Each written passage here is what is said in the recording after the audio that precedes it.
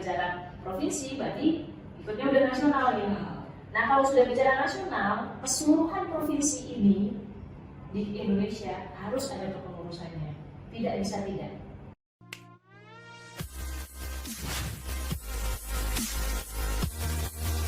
Assalamualaikum warahmatullahi wabarakatuh teman pemilih. Kembali lagi berjumpa bersama saya Devi Yulistiani dalam podcast KPU Kudus. Kali ini kita kedatangan narasumber yang pastinya sudah tidak asing lagi bagi teman pemilih. Masih ingat kan wajahnya? Mari kita sambut Ketua KPU Kabupaten Kudus, Ibu Naili Syarifah. Halo teman pemilih, Assalamualaikum. Waalaikumsalam. Bagaimana Bu kabarnya hari ini? Kayaknya Alhamdulillah masih sama, masih sehat. Karena penyelenggara pemilu itu harus selalu sehat, apalagi ini sudah tahapannya udah dimulai. oh iya. Saya kita belum pernah ketemu terakhir itu nanyain kira-kira tahapannya bagaimana. Waktu itu kan kita belum bisa menjawab, tapi yang pasti akan dimulai.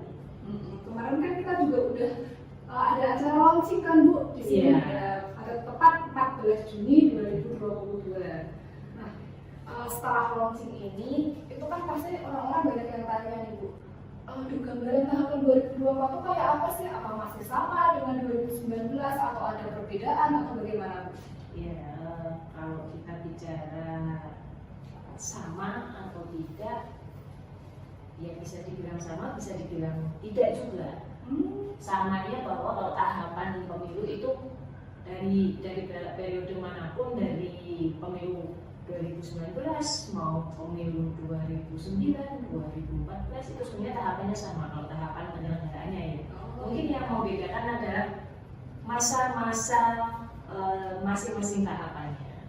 Berarti per tahapannya tuh mungkin di 2024 ada perbedaan sedikit gitu. Mungkin. Nah ini kan sebenarnya kan ketika kita bilang tahapan sudah dimulai secara resmi itu waktu di awal kita ngobrol dulu itu kan saya sudah memprediksikan karena sudah tercantum dalam undang-undang minimal 20 bulan sebelum pemungutan itu sudah dimulai tahapan. Nah, mengingat bahwa sudah disepakati bahwa pemilu pemungutannya jatuh pada tanggal 14 Februari 2024, maka ditarik mundur di 20 bulan yang tepat di tanggal 14 Juni 2022 kemarin, dan kita sudah melaksanakan launching di seluruh Indonesia bersama menonton bersama sih waktu itu peluncuran tahapan pemilu 2024 menandai 20 bulannya tepat itu di 14 Juni 2022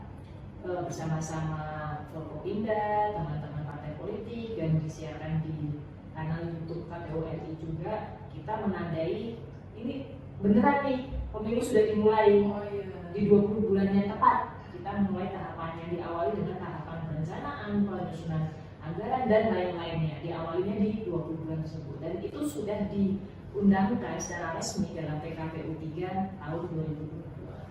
Di sana sudah ada tahapan dan jadwalnya. Ya tadi kan disebutkan bahwa pemilu 2024 itu ada sesuatu yang berbeda gitu Bu. Dari 2019 itu kira-kira apa Bu yang membuat berbeda? Yang pasti membedakan ini adalah di masa kampanye.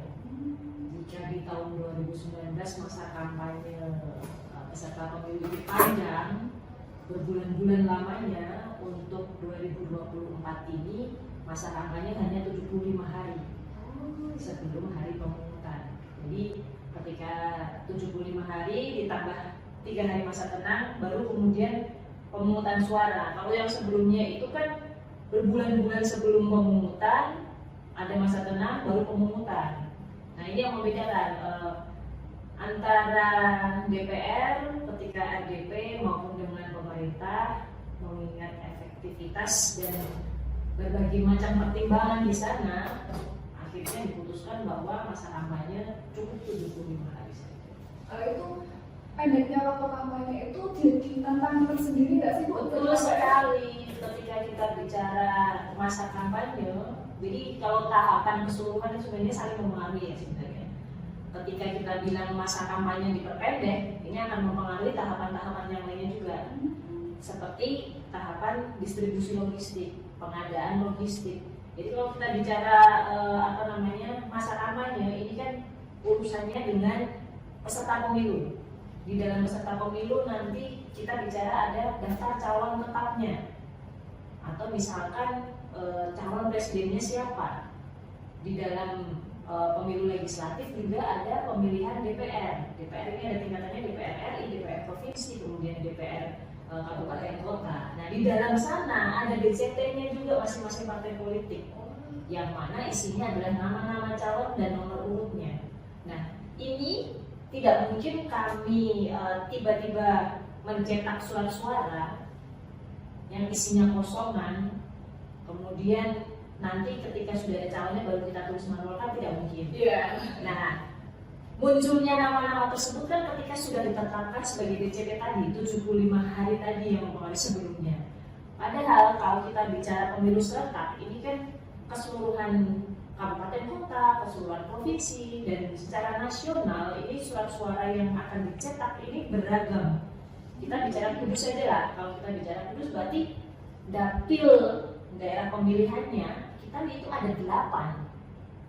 Bukan hanya yang di kabupaten kota. Kabupaten kotanya kita bicara dapilnya ada 4 kalau Kudus ini, 4 dapil. Kemudian kita bicara dapilnya untuk provinsi.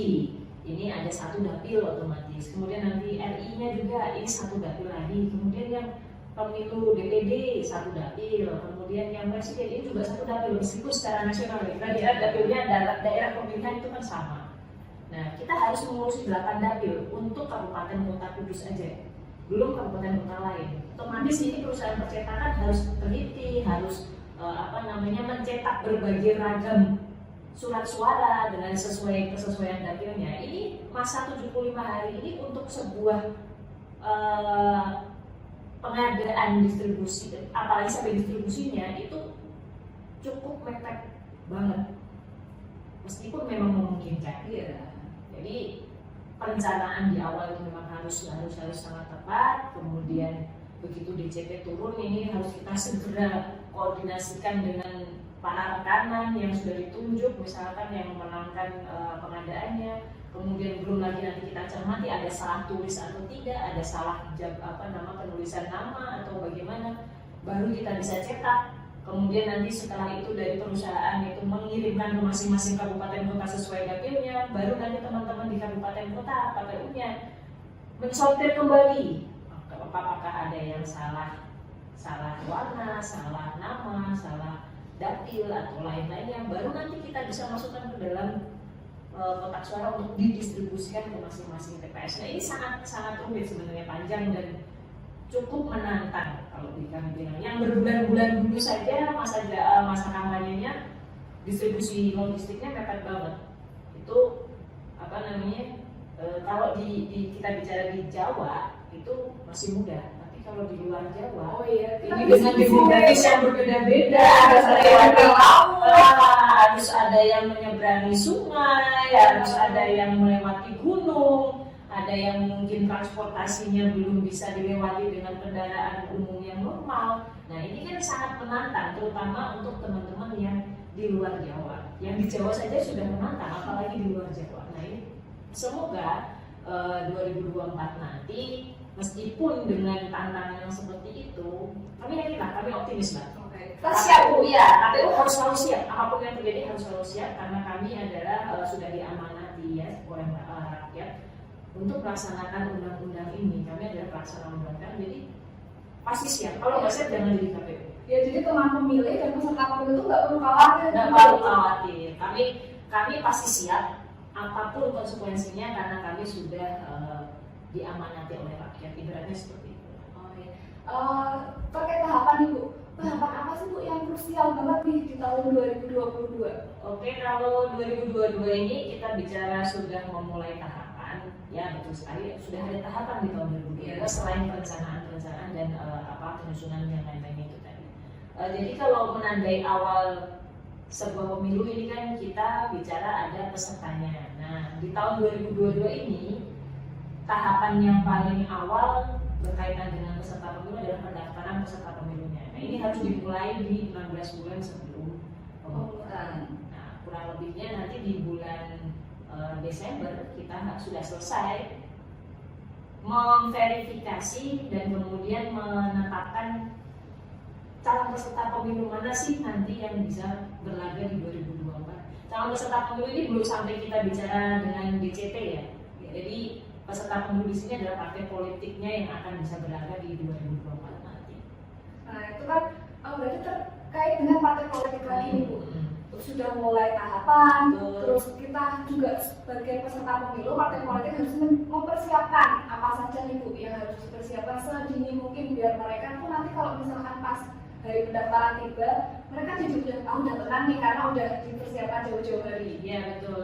Jadi kalau peserta pemilu ini ya, calon peserta pemilu 2024, terutama yang peserta pemilu dari partai politik yang belum terverifikasi di 2019, ini harus mempersiapkan syarat minimal mereka sebagai partai politik. Jadi sebelum tanggal 14 Februari sudah dinyatakan sebagai pemungutan pun, KPU Kabupaten Kudus sudah berusaha untuk mensosialisasikan bahwa di tahun 2024 ini nanti sudah mulai pemilu nih. Jadi teman-teman partai politik, begitu kami dengar di Kabupaten Kudus ada kepengurusan partai politik baru, kami langsung menyambangi teman-teman partai politik. Bahkan yang lama pun kami sambangi. Jadi harapan kami ketika nanti betul benar-benar terjadi di 2022 sudah ada tahapan pendaftaran pemilu tadi, peserta pemilu tadi, teman-teman di partai politik sudah siap mempersiapkan minimal syarat keanggotaan bahwa di dalam satu kabupaten kota tersebut memenuhi 1/1000 jumlah penduduknya. Jadi minimal jumlah penduduknya 1/1000. Jadi kalau kita bilang Kudus saja itu kan sekitar 860 ribuan penduduknya. Jadi anggota partai politik dari sebuah partai politik itu minimal ada 860. Itu minimal yang memenuhi syarat. Kalau kita bilang memenuhi syarat berarti nanti ada proses verifikasi administrasi, entah itu secara administrasi betul tidak ini jumlahnya 860. Kemudian nanti kita buktikan lagi dengan verifikasi kegandaan, apakah dia itu ganda dengan partai politik lain atau tidak. Ketika dia ganda dengan partai politik lain, kemudian kami lakukan verifikasi di lapangan, ternyata menyatakan bukan partai politik itu, maka dia akan dicoret dari jumlah daftarnya itu, maka akan mengurangi jumlah 860-nya yang diajukan. Oh iya, jadi setiap partai politik itu harus siap anggota yang lebih dari itu, lebih dari jumlah minimal, karena jumlah minimalnya yang memenuhi syarat adalah 1/1000 dari jumlah penduduk. Jadi kalau misalkan Mbak Devi ini mau bikin partai pecinta drakor begitu misalkan ya. Oh iya, bisa kan ya, partai pecinta drakor di Kabupaten Kudus nanti bikinnya harus minimal anggota setidaknya 1000 mungkin ya. Oh iya, benar biar jaga-jaga gitu ya. Iya. Keanggotaannya dan kita mau jangan-jangan dia ganda dengan partai pecinta Dracin.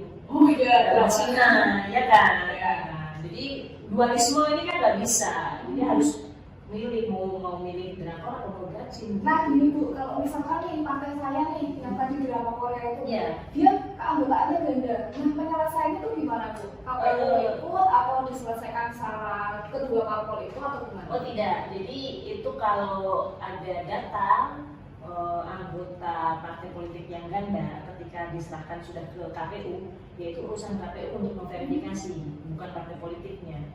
Jadi ketika nanti tahapan verifikasi administrasi, jadi kalau kita bicara pendaftaran itu ada 2 tahapan nanti, verifikasi administrasi dan verifikasi faktual. Nah di dalam verifikasi administrasi ini nanti kami akan membuktikan syarat minimal keanggotaan tadi terpenuhi, salah satunya juga dengan kami memverifikasi kegandaan anggota yang didaftarkan. Jadi misalkan Mbak Devi tadi double dengan Dracin, drakor dan Dracin, maka kami akan mendatangi Mbak Devi. Mbak Devi sebenarnya ini anggota drakor atau Dracin? Oh iya. Nanti Mbak Devi menyatakan di dalam surat pernyataan bahwa saya adalah anggota partai politik. Jadi apa? Itu dibuktikan dengan surat pernyataan yang kami verifikasi secara langsung pada yang bersangkutan. Jadi kalau yang ganda-ganda kayak Mbak Devi tadi nanti akan kami datang.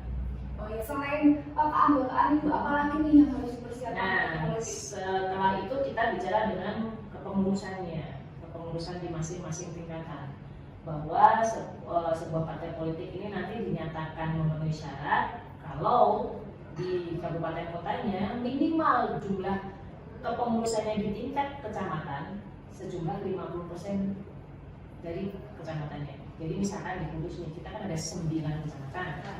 Jadi harus punya kepengurusan setidaknya 5 kecamatan yang memenuhi syarat. Yang memenuhi syarat. Jadi nanti berlaku di kabupaten-kabupaten kota yang lainnya juga. Itu harus terpenuhi semua. Kemudian kalau sudah terpenuhi dia di 50% jumlah kecamatan di kabupaten kota tersebut, kita naik ke atasnya lagi. Di sebuah kalau kita bicara kabupaten kota kan tingkatnya kecamatan. Kemudian kalau naik lagi dari provinsi ke kabupaten kotanya, minimal 75% dari jumlah kabupaten kota di provinsi tersebut harus memiliki kepengurusan. Kalau bicara contohnya di Kudus itu dari Jawa Tengah ini ada 35 kabupaten kota. Maka sejumlah 75% dari 35 kabupaten kota itu harus ada kepengurusannya. Kemudian naik lagi. Kalau kita bicara provinsi, berarti ikutnya udah nasional ya. Nah, kalau sudah bicara nasional, keseluruhan provinsi ini di Indonesia harus ada kepengurusannya. Tidak bisa tidak. Jadi kalau sudah memenuhi kepengurusan yang itu semua tadi sudah memenuhi syarat, baru bisa dia dinyatakan sebagai partai politik.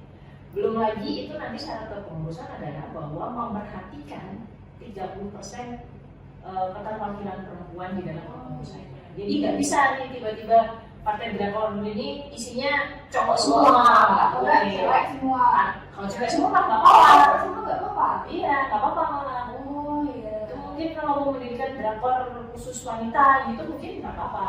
Atau partai perempuan gitu isinya perempuan semua nggak apa-apa. Oh iya, berarti kalau misalkan perempuan semua nggak apa-apa, tapi kalau misalkan Kalau cowok semua nggak boleh. Jadi memang perempuan itu harus selalu diperhatikan dimanapun. Ini kita menjunjung tinggi kesetaraan gender. Oke, tadi kan sudah disebutkan nih syarat-syarat untuk partai politik biar bisa daftar ke menjadi peserta pemilu 2024. Nah, KPU sendiri itu kan dalam bekerja itu kan nggak sendiri Bu. Ada yang namanya badan ad hoc. Nah, terkait 2024 nanti itu kira-kira atau pendaftaran atau mungkin syarat badan ad hoc itu seperti apa Bu? Jadi untuk badan ad hoc-nya KPU, kita bicara KPU ya, kalau teman sebelah saya tidak begitu paham untuk pengaturannya. Yang pasti kalau di KPU ini kan ada badan ad hoc-nya di tingkat kecamatan namanya PPK, kemudian di tingkat desa nanti ada PPS, kemudian nanti yang di TPS sendiri namanya KPPS. Nah untuk persyaratannya itu sepanjang yang bersangkutan bukan anggota partai politik selama minimal 5 tahun sebelumnya ini bisa mengikuti menjadi badan ad hoc di tingkat penyelenggara pemilu. Kemudian kalau yang baru nih aturan yang sedang digodok adalah ada batasan untuk teman-teman badan penyelenggara usia maksimalnya yang dibatasi. Untuk mengantisipasi mengingat 2019 dulu ini kan sebuah pemilu serentak pertama di Indonesia. Dan 2024 nanti kan juga serentak kembali dengan kurang lebih sama seperti 2019. Dan ini kan energi yang dipakai oleh teman-teman di tingkat bawah ini lebih besar, lebih banyak.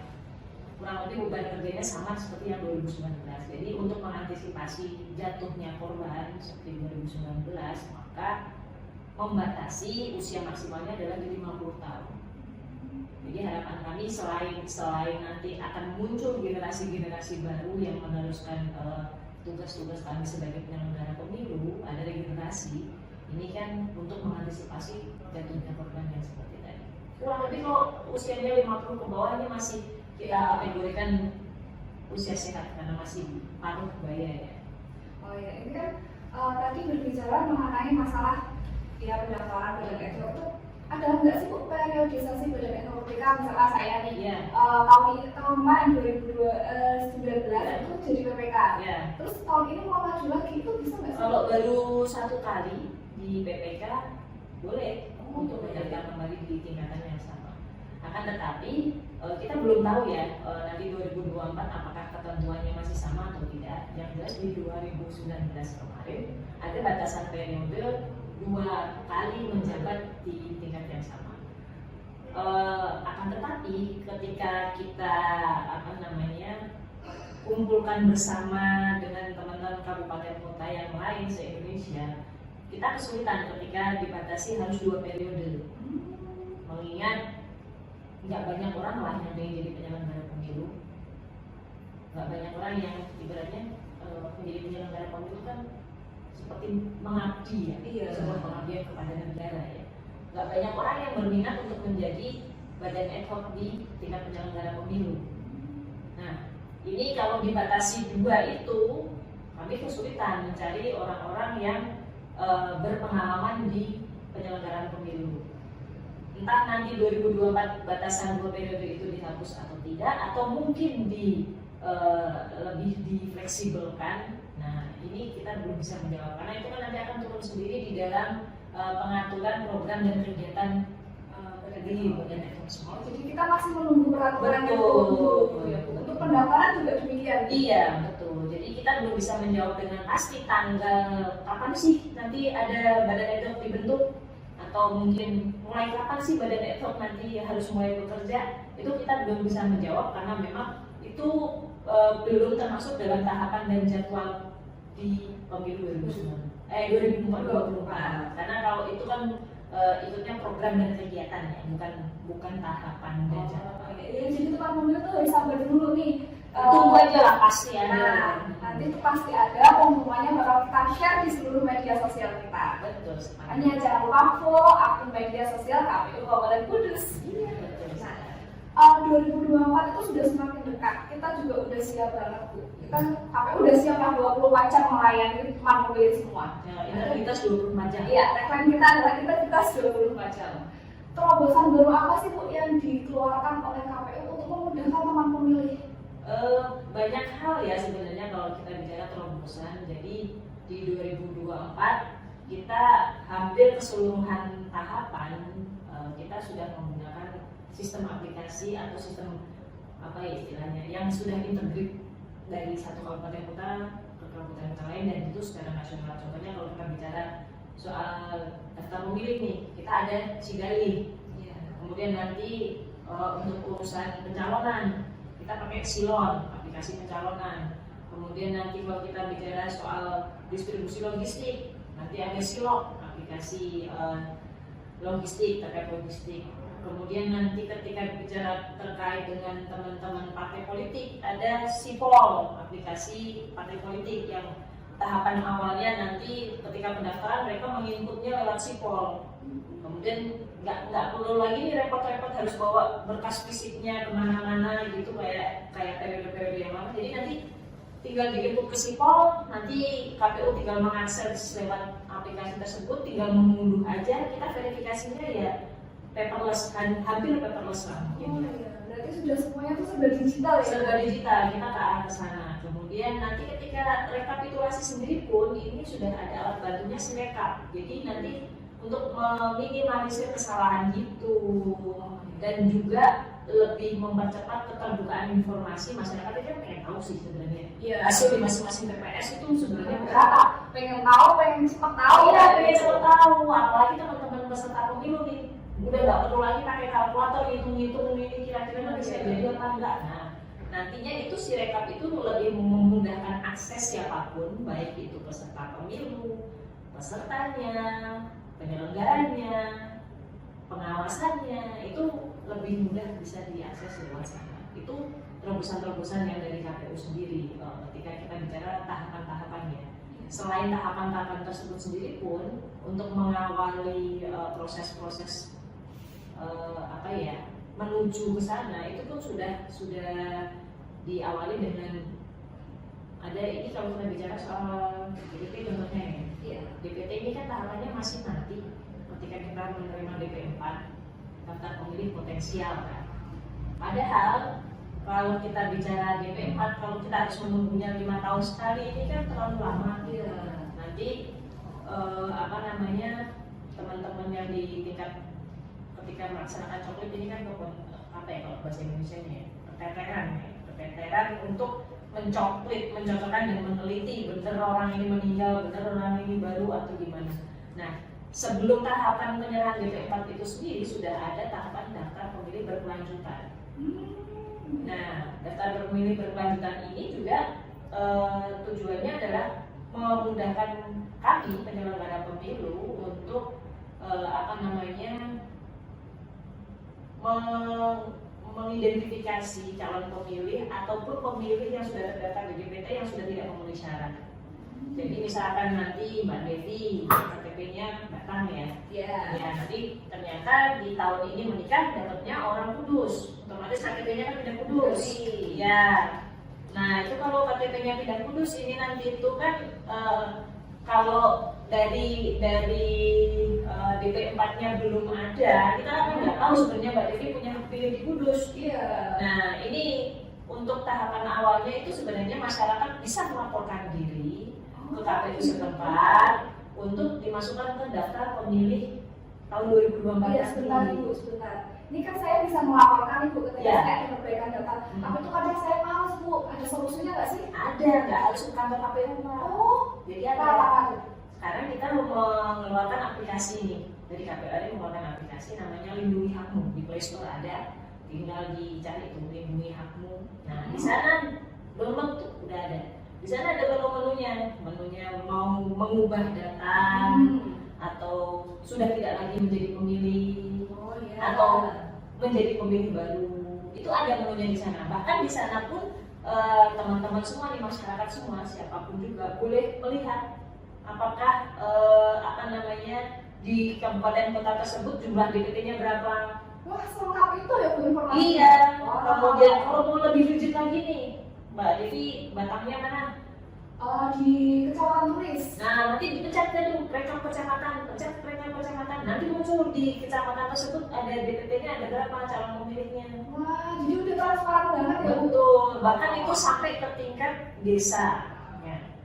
Nah, kalau itu aplikasi itu bukan hanya untuk diakses masyarakat ya, itu juga nanti ada teman-teman partai politik akan punya khusus user untuk Lindungi Hakmu itu. Jadi teman-teman partai politik bisa melihat.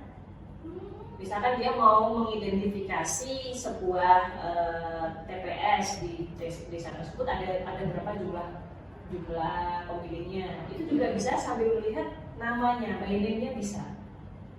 Meskipun dalam beberapa NIK terutamanya, NIK ini kami tutupi. Karena itu bersifat pribadi. Karena itu identitas. Dan juga nggak semua orang nih bisa mendaftar sebagai user khusus parpol dan politik dan teman Bawas. Dan teman-teman dari Bawaslu. Ya, itu pun ketika nanti mendaftarkan usernya tidak langsung dapat user otomatis seperti kalau kita membuka Instagram misalkan ya, itu kan langsung ada muncul kode OTP dan kawan-kawannya, itu enggak. Jadi kalau sudah diverifikasi oleh kami benar atau tidak itu teman parpol atau teman Bawaslu, nanti baru akan kami berikan passwordnya. Jadi itu kamu juga tenang aja. Tenang aja, datanya pasti tidak akan bocor begitu saja. Misalkan, ya nggak perlu khawatir. Jadi kami tetap berpegang teguh pada peraturan-peraturan lain yang mengatur, karena itu bagian dari keterbukaan informasi, tetapi juga bagian kami harus melindungi identitas warga negara, karena itu melindungi hak asasi. Jadi Lindungi Hakmu ini adalah aplikasi yang kita bisa download sendiri di Play Store. Kemudian kita juga bisa ngecek data kita bisa melakukan perubahan terhadap data kita dengan mudah, aman, pasti aman. Oke teman pemilih, kita sudah tadi berbicara banyak ya dengan Ibu Ketua terkait pemilu 2024. Kemudian tadi ada inovasi-inovasi yang dihadirkan KPU RI untuk menunjang suksesnya pemilu 2024. Nah, KPU sudah siap 24 jam pokoknya melayani teman pemilih. Teman pemilih juga harus siap menyambut pemilu 2024. Ada apa Bu? Sebentar, tadi kan 24 jam kita siap ya. Kita informasikan juga nih, di sepanjang tahapan pemilu 2024 ini kantor KPU bukan 24 jam. Wah, keren teman pemilih. Jadi teman pemilih ketika butuh informasi bisa laras, pokoknya kita akan buka 24 jam buat 24 jam. Kami melayani 24 jam sesuai dengan tagline 2024 ini, integritas 24 jam. KPU bersama KPU kita bahagia. Wah, bersama KPU kita bahagia. Ya, karena ini kan pemilu itu kan diibaratkan pesta demokrasi ya. Yang namanya pesta harusnya bahagia nih. Jangan cuma yang bahagia rakyatnya, pesertanya juga harus bahagia, KPU-nya apalagi. Harus bahagia. Begitu. Oh, tadi akan tadi mau nanya pantunnya. Ada pantun nggak nih Bu? Ini pantun andalannya. Oke, siap. Pantun andalan untuk 2024. Kerja angkat bersama Bang Mamat. Cakep. Yang cakep Mbak Devi. Mampir ke kota Dumai, membeli tas. Siap. Pemilu 2024 kita sambut dengan semangat. Ciptakan pemilu yang damai dan berintegritas. Integritas 24 jam bersama KPU kita bahagia. Oke, bersama KPU kita bahagia menutup episode podcast kali ini. Sampai jumpa di podcast selanjutnya. Saya Devi Listiani. Wassalamualaikum warahmatullahi wabarakatuh. Waalaikumsalam.